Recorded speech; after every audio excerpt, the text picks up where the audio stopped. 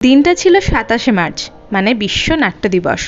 আমাদের মতো নাট্যশিল্পীদের কাছে এটা অনেক বড় দিন। যদিও এবছর কোনো নাটক মঞ্চে উপস্থাপনা করিনি, নাটকের বদলে শ্রুতি নাটক করেছি। আমাদের নাটকের দল বেথুয়াডহরি রেপুটেড থিয়েটারের পক্ষ থেকে যে এবার এটুকুও আমরা করতে পারবো এটা আমরা ভাবিনি, কারণ এবছরই আমাদের নাট্যগুরু শ্রী কালীশঙ্কর কর্মকার গত হয়েছেন। আর আমাদের কাছে এর থেকে বড় শোকের ঘটনা হয় না।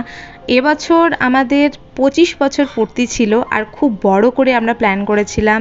স্যার আমাদের সাথে বসে মিটিং করতেন, কিন্তু সবই না হয়েই থেকে গেল। 25তম বছর স্যারকে ছাড়াই আমাদের কাটাতে হলো।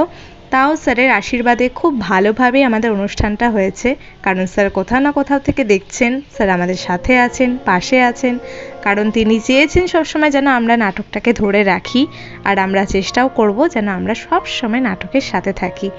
তো আবার তোমাদের সাথে দেখা হবে নেক্সট ব্লগে। বাই।